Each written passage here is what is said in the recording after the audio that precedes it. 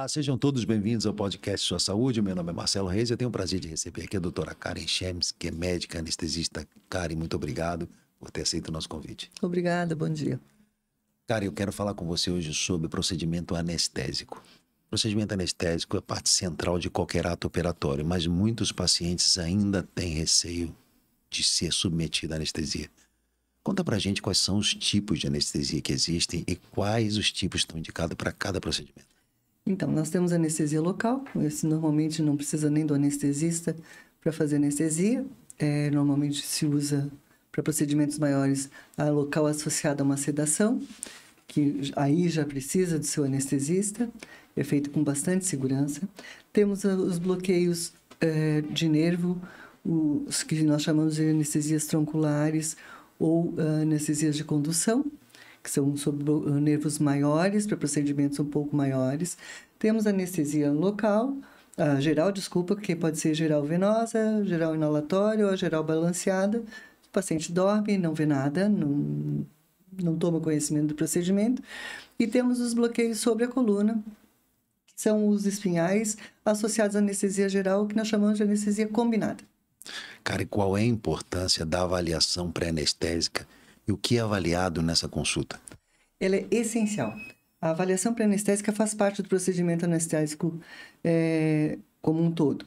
Idealmente, ela se faz em dias ou meses ou 2, 30, 40, 60 dias que antecedem o procedimento e se avalia todo o paciente como um todo. Então, assim, as doenças que ele tem, os remédios que ele toma, as medicações que ele toma, as suas particularidades anatômicas. Se é um paciente que vai receber anestesia geral, a gente avalia a dificuldade que vai ter numa intubação, avalia a necessidade de um pós-operatório em terapia intensiva, se vai precisar de sangue, o que vai precisar no seu pós-operatório imediato. Então, ela é extremamente importante. O paciente relata suas alergias e nela a gente dá as orientações de pré-operatório, como o jejum, a suspensão de medicamentos, avaliações de colegas de outras especialidades. Às vezes o paciente precisa de uma avaliação cardíaca, de uma avaliação do endócrino.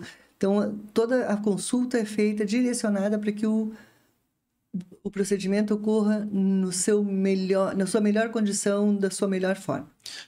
Quais são os riscos mais comuns de um procedimento anestésico e como esses riscos podem ser minimizados pelo anestesista e pelo paciente? Quando a gente fala em risco, na realidade a gente está falando um pouco de complicação, né?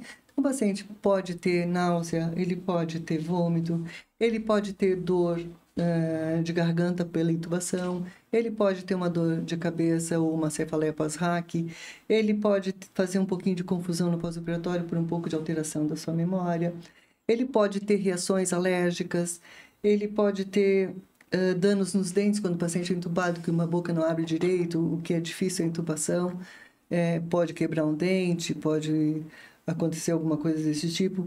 Pode ter dor musculares e nas costas pela posição cirúrgica, pelo posicionamento, pode fazer uma compressão nervosa, pode ter prurido, coceira, né?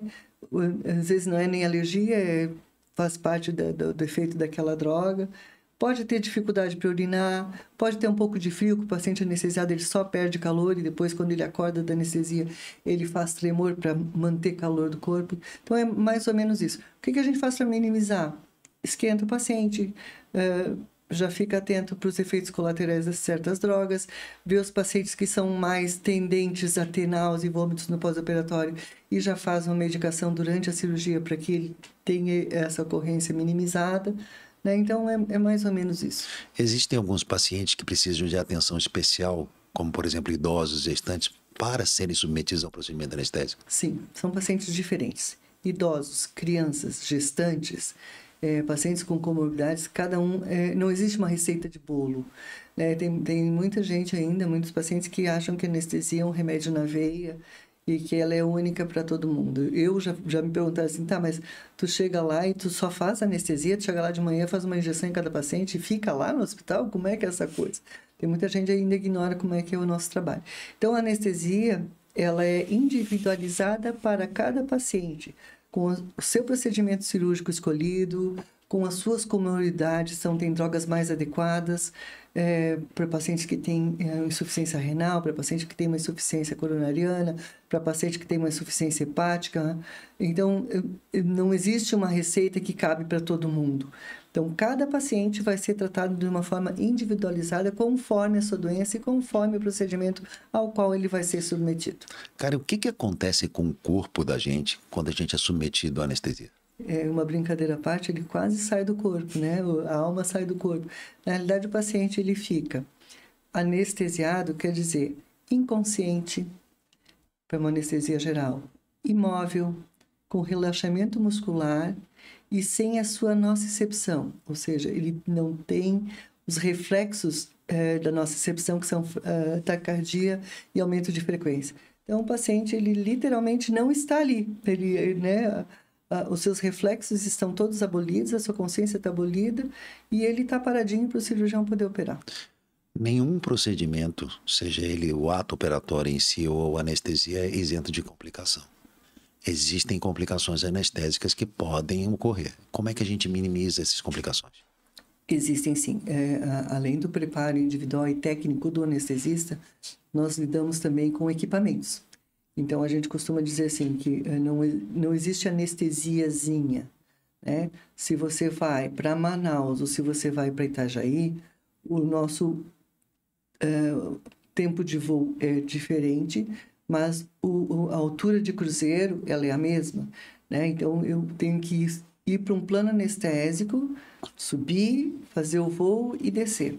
Então, tudo isso tem que ser feito com segurança. E da mesma forma que o piloto cuida do seu avião, a gente cuida do nosso equipamento. Então, assim, a primeira coisa que a gente faz na sala, quando entra, é testar o equipamento anestésico, ver se está funcionando tudo direitinho, ver se o laringoscópio está ali, ver se tem todo o material, se tem aspirador, se tem tudo. E cuida muito com a identidade do paciente, a identificação do paciente. O senhor é o senhor fulano, qual é a sua data de nascimento, o que o senhor vai operar, quem é o seu médico, né? Qual é o lado que o senhor vai operar. Mostra para mim o seu lado esquerdo, por favor, porque os pacientes às vezes trocam o lado esquerdo e direito, mas quando ele mostra o seu joelho esquerdo, ele sabe que está mostrando o lado doente, né? Então, confirma o jejum, confirma a presença de alergias, confirma protocolos especiais com a equipe, isso tudo é feito em conjunto. Então, assim, a identificação das drogas também é muito importante, e a gente diz que o anestesista é uma pessoa metódica, porque ele faz sempre da mesma maneira, que é para não sair daquele rito, daquele padrão, para não se enganar. Então, as drogas são sempre identificadas na sua bandeja, só ele mexe, só ele tem acesso àquilo ali, então são cuidados muito especiais para melhorar a qualidade do procedimento. Karen, quais são os mitos que existem sobre procedimentos anestésicos que não têm base científica? Que vai acordar no meio da operação, que vai receber anestesia demais, que vai acordar antes do procedimento acabar, que não vai acordar depois, que vai ficar paralítico, que vai ficar burro, que vai emburrecer. Então, assim, e que o anestesista é um cara que só vai lá e faz o remedinho e vai embora. O que é importante o paciente fazer e também evitar no pré-anestésico e no pós-anestésico? Então, pacientes de mais idade, lógico, nem vou falar dos menores, o ideal é irem acompanhados de uma pessoa de confiança, porque a gente sabe que quando a gente faz perguntas importantes, às vezes a gente esquece de perguntar alguma coisa, esquece a resposta, esquece do que o médico disse. Então, os pacientes de mais idade, levar alguém que faça suas anotações e pergunte também para o médico o que é importante e lembre de algumas perguntas que são importantes. Levar a sua listinha de remédios anotadinho, assim, para saber, poder indicar para o doutor, olha, eu faço uso de tais e tais medicamentos. Levar os seus exames de pré-operatório, fazer uma consulta, ir na consulta, porque é uma coisa importante, prestar atenção na consulta e levar para casa tudo anotadinho, as orientações do jejum, quais remédios vão ser suspensos, quanto tempo tem, a necessidade de exames paralelos para fazer avaliações melhores. Então, cumprir as orientações do anestesista para o procedimento e no pós-operatório ele recebe orientações também que devem ser seguidas, são orientações por escrito. Cara, a gente está chegando no final do podcast, eu queria agradecer mais uma vez, eu queria que você deixasse uma mensagem para quem está nos assistindo sobre o procedimento anestésico em si. Olha, a anestesia, ela melhorou muito nos últimos anos.